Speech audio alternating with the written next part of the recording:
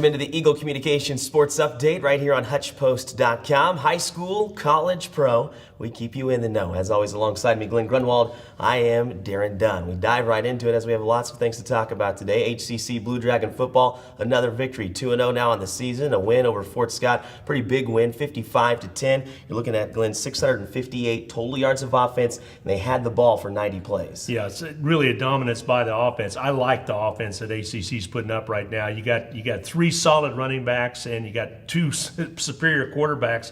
Not to mention the wide receivers doing a great job. This week it was Bowman's turn to make all the catches. The week before is Bryce Harvey. So a good outing for the offense. Travis Kestis, 146 yards. He goes for 2 TDs. And how about that long scamper of 74 yards? He ends up averaging 11.2 yards per carry. You get another 100-yard rusher out of Alvin Kamara. And the third running back you alluded to would be Braden Smith, who had 61 yards and averaged 6.1 yards per carry. Yeah, Kamara I had just mentioned on the air to say, hey, he's going to bust one sooner or later. Should have bought a lottery ticket because he did. He went for 60-plus yards for the TD and just had a stellar game. So the offense is there. There's no doubt about it. I'm excited about the upcoming future for HCC. Kalen Ben has 2 rushing touchdowns from the quarterback position. He also throws for 2 more. How about 148 yards from Kalen Ben passing? And then you get a little bit from Dalton Demas, 142 yards from him. Yeah, they kind of traded roles. The week before it was Demas. This time it was Glen. I like what I see, and I think Coach Still's going to have a hard time making a decision. I don't think it matters to the kids who starts. I really don't think it matters to either one of them who gets the nod. It's a matter that they're winning,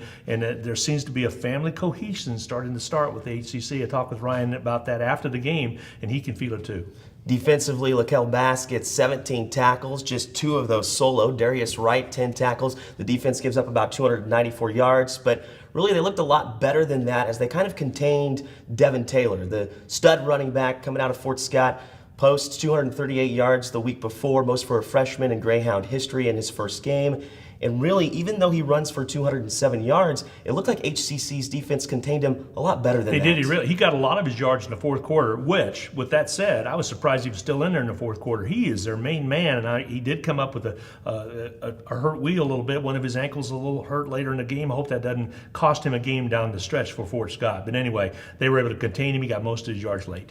The only ball carrier really there for Fort Scott was Devin Taylor. The other one, Jamal Chavis, only gets 40 yards, so HCC taking care of business 2-0. Now next, on the road, big road test, first one of the season against Buhler. Now Buhler is 1-1, but that's really deceiving. They fall in overtime last week, 36-30 to number 2 in the nation, Iowa Western. So a big test coming up against the Grizzlies really early on the season, as we've been talking about all year. Yeah, Iowa Western had that game in the bag. I was following that on Twitter most of the game, and then also followed up with it afterwards. Yeah, they had to get a 2-point conversion to tie it at 30. Both had opportunities in regulation, couldn't get it done, and Iowa Western was able to get it done in the overtime period to win it 36-30. So that is a very talented team that we will have to go over to El Dorado and play, but it could be the Blue Dragons' turn. It's been 23 straight losses to the Grizzlies and haven't beat them since '97. So you kind of feel like maybe this is the year of the Dragons. As Glen mentioned, Butler Grizzlies had to score 16 points in the fourth quarter just to force overtime. This weekend in El Dorado, it will be HCC taking on the Butler Grizzlies. We look now to HCC football stars now in the NFL. This last weekend, it was Sean Hill versus Cordero Patterson, and CP got the better of Sean Hill. CP did get the better of Sean Hill. Hill actually injured. He's a step up for Bradford. Hill had to come in relief the week before, and now he is the man, but he was also injured. Sean played, this is his 14th season, so he played back in 97, 98, right around that era type of thing. Did a good job at CP, just being CP. Put him at the slot, but put him actually in the I-back position, scored on a 60-plus yard touchdown, and CP is just off again with a great year. Kind of fun to watch 2 ACC alums right there, one from 10 years back or plus, and then CP, of course, but he's headed for another all-pro year if he keeps putting up numbers. Hill leaves the game with what was looked to be a quadriceps injury. He goes 8 for 11 with an interception and 81 yards. Of course, CP, you mentioned 102 yards, 176 all-purpose, 102 on the ground. It's the 3rd consecutive game for this guy since the AFL-NFL merger to have rushing touchdowns of 35 yards plus. So look for a great season from him. And don't forget, save the date, November 8th. Come see HCC football and see CP retire his jersey. We look now to HCC volleyball. They've seen a little bit of a slide, Glen. They lost the 3 out of their last 4. but a couple of those coming against some big names. Yeah, they played the College of Southern Idaho out in that tournament out there. Played the home team, played some other ones, played snow, took on some good competition. I'm not worried about them. They're playing solid competition. There's a return now with Butler coming into town to play the Blue Dragons on the Blue Dragons home court. That'll be a solid matchup against Butler. So now they get into conference play. I think those close losses that they had against ranked opponents are going to help the Blue Dragons. They win just one set against CSI. They get swept by Salt Lake. Then they turn around and sweep Snow College, then lose once again to North Idaho in 4. And as you mentioned, it'll be a matchup against the Grizzlies for the volleyball team, just as it will be for the football team coming up. That's in the Sports Arena. Butler this season, 6-4. Over to HCC soccer and onto the pitch. They lose a heartbreaker in overtime to Paris. You mentioned last week they're going to be in Paris, not France, but in Texas. They lose the heartbreaker in overtime 2-1. So now 2-1 on the season. Hey, when we come back, we're going to talk high school football right here on HutchPost.com and your Eagle Communications Sports Update.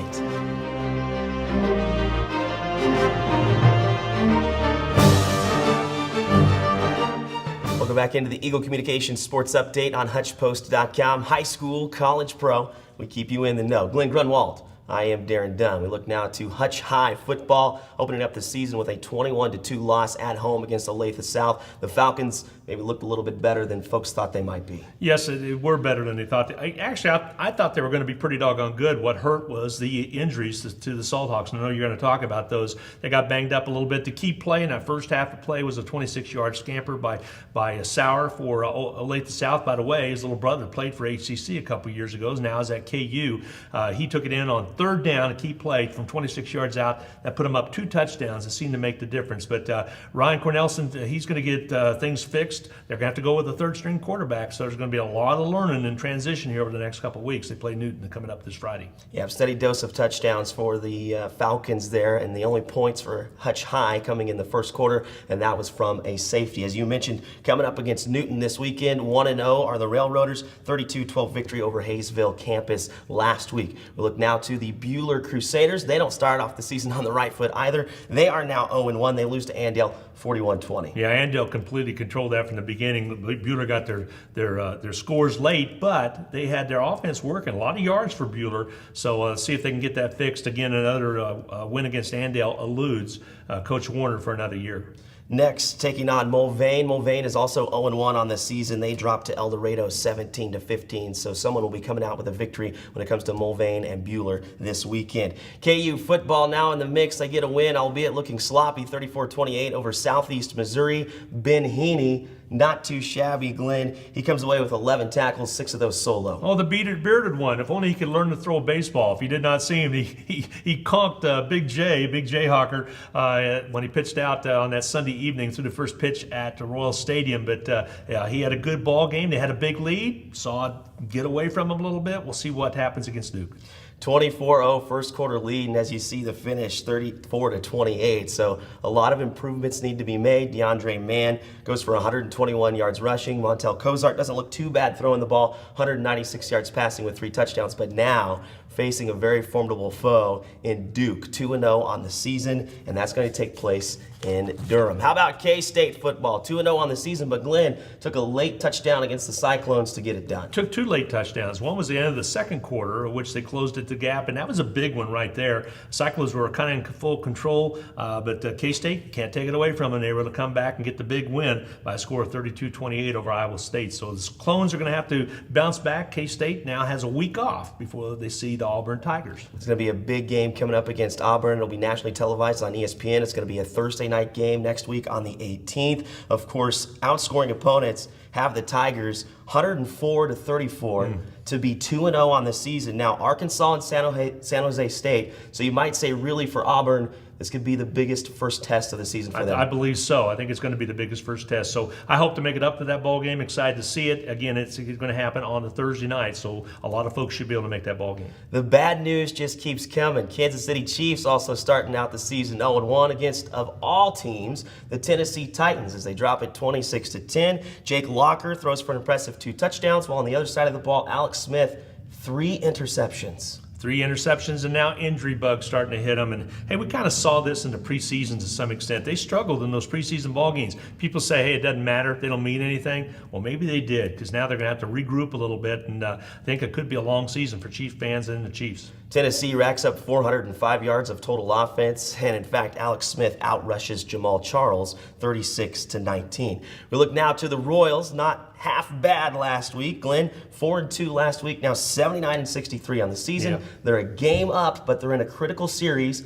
against Detroit. Right, they dropped the last night's game against Detroit, the opening one. Their goal, they dropped to 9-5. Their goal was to win, if they could, to win each series. That did not happen with this series, but a good 2 wins against the Yankees, a good win right there. They keep on trucking. How many do they have to win? 90, 93? That's what they're looking for to win the division. I always kind of put the magic number 90 to be able to get a wild card. You might have to win the division to get in there, because those wild cards are going to have good records as well. Wild cards are tough games to play. I mean, you're talking about one game where you've got to show up and you've really got to play your best, and if you don't, you're done. So get yourself into a series. That's what Kansas City needs to look to do. You look back over their last week, they start off great with 3 straight victories, 2 of them against Texas, 2-1 victory over Texas, 4-1 over Texas. Gordon gets his 19th home run of the season. A victory then over the Yankees in New York. Shields gets the victory, 13-7 now on the season, 1-0 victory there. Then New York kind of bombs them. You talked about them being the New York Bombers. New York wins 6-2. Then a victory with Ventura.